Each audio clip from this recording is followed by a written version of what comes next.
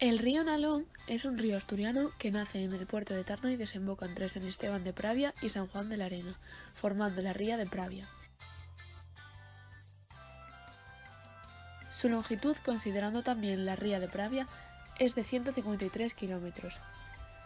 En su cuenca se halla una importante reserva de carbón, explotada principalmente en el concejo de Langreo.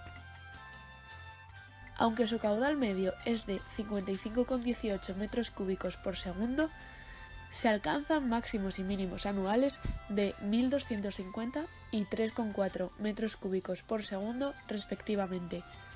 El río consta de numerosos afluentes, tanto en su margen izquierdo como en el derecho, pasando también por gran cantidad de localidades asturianas.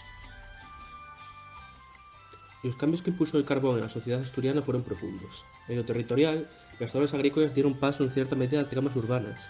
El crecimiento de la población se disparó. Por ejemplo, la población de Langreo pasó de 2.000 habitantes a mediados del siglo XVIII a más de 70.000 en los años 60 del siglo XX. El comercio agrícola basado en los productos de campo y la ganadería dio paso al industrial. El hambre y la emigración a América fueron sustituidos por el abastecimiento, que aseguraban los economatos, y la llegada de miles de inmigrantes, principalmente del sur de España. Las condiciones de vida del obrero, que mantenía como ocupación principal la agricultura y la ganadería, también mejoraron. En esta época se construyeron muchas viviendas, centros médicos, escuelas. Los movimientos sociales fueron inherentes con la evolución industrial. Las condiciones de vida y el trabajo dieron lugar en el último tercio del siglo XIX a las primeras huelgas y asociaciones locales de trabajadores. En 1910, Manuel Llaneza puso en marcha el Sindicato de Obreros Mineros de Asturias, el SOMA, el cual pasó de los 10.000 afiliados de 1912 a los casi 30.000 de 1919. La crisis de los años 20 y la escisión comunista debilitaron el sindicato, que se recuperó gracias a la favorable legislación laboral de la dictadura de Primo de Rivera y de la República, que convirtieron a la organización intermediaria oficial entre mineros y patronos. Ya consolidado, el movimiento obrero sería también motor de cambio en la reforma social, logrando la puesta en marcha de la baja en caso de enfermedad y las indemnizaciones en caso de accidente o fallecimiento, entre otros. En esa misma línea de mejoras se impulsó la concesión de viviendas, el crédito en los economatos laborales o las inversiones en educación, y también reformas en materia de accidentes de trabajo. El fuerte crecimiento de la población en las comarcas mineras, debido a la llegada masiva de inmigrantes, conllevó la construcción de las numerosas barriadas que siguen poblando el territorio. Y la formación también se multiplicó. Las empresas buscaban un obrero formado y para ello no dudaron en abrir nuevos colegios y facilitar la llegada de órdenes religiosas vinculadas a la enseñanza. La minería ha sido durante siglos un sector duramente castigado por la siniestralidad laboral y las enfermedades específicas del sector, como la silicosis. Esta realidad conllevó también un esfuerzo técnico para tratar de atajar la situación y mejorar las condiciones de seguridad de los trabajos, con la aplicación de nuevas tecnologías. Además, la dura situación conllevó un desarrollo de nuevas técnicas médicas para atender a los accidentados. Con la explotación de los yacimientos de carbón en la zona del río Nalón y la zona de Langreo, se volvió necesario un medio de transporte para poder llevarlo a las industrias y al puerto de Gijón. Primeramente se intentó transportar por el navio en barcas, pero las tormentas y las corrientes impidieron que fuese rentable. Se sabe que Jovellanos propuso un proyecto para hacer el Nalón navegable, al estilo de los ríos ingleses, pero no se llevó a cabo. En 2016 se encontró un mapa en el Instituto Geográfico Nacional que data de estas fechas, finales del siglo XVIII, atribuido a Fernando Castelo de Torres, un ingeniero, cosa que lo vincularía al proyecto de Jovellanos. Aún así, sabemos que con la tecnología de la época habría sido imposible llevar a cabo una obra de esta magnitud. Para resolver el problema del transporte, se construyó la línea de ferrocarril Gijón-Saba de Langreo, conocida popularmente como el Langreo.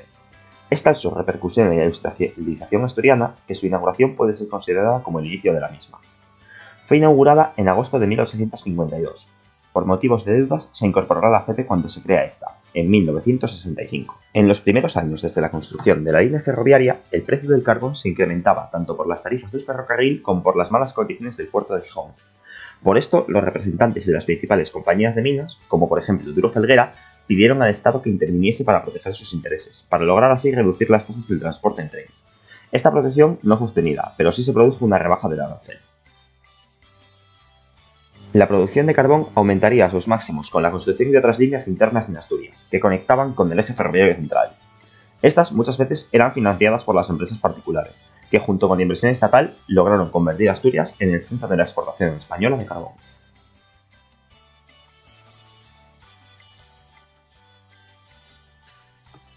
Las aguas bajan negras es frase repetida en amplias zonas de Asturias, desde hace varias décadas, tal vez un siglo, concretamente desde que la extracción de carbón se convirtió en la actividad industrial más importante del área central de esta región.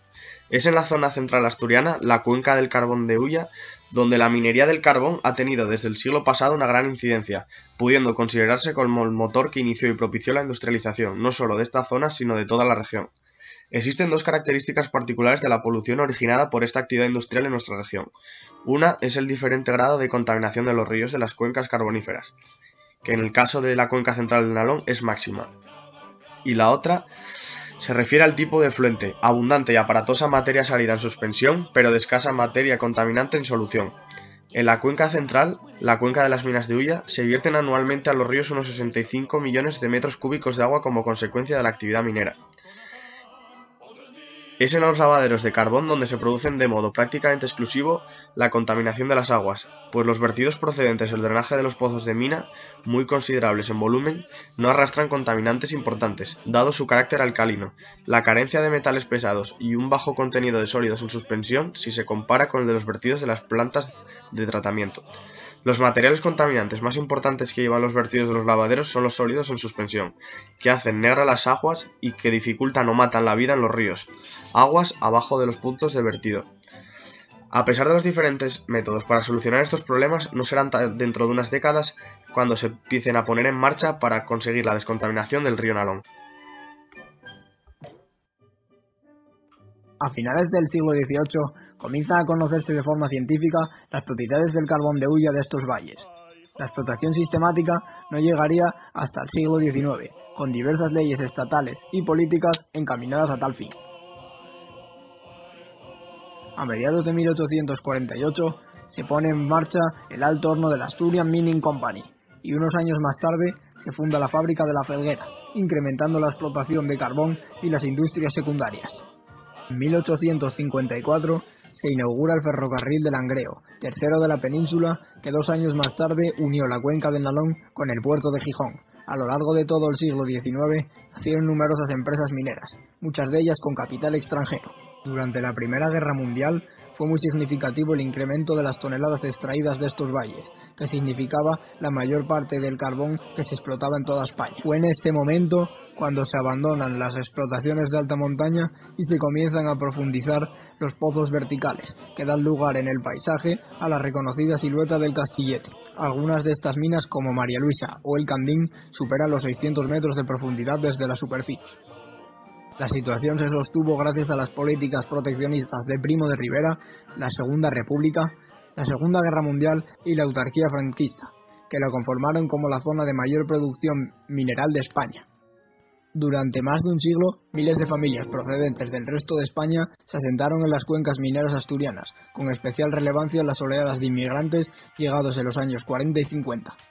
Las consecuencias de la actividad minera en el paisaje del valle del río Nalón se deben observar desde diferentes puntos.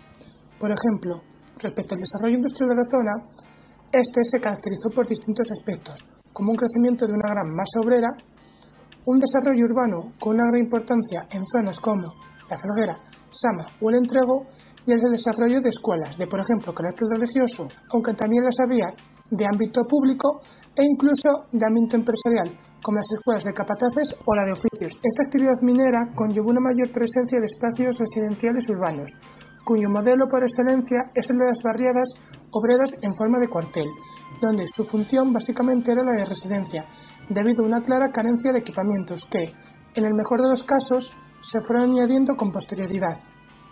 También, este crecimiento urbano provocó que los centros urbanos del valle y su cabeza comarcal, la cual sería Langreo, se fueran uniendo hasta crear una especie de ciudad lineal.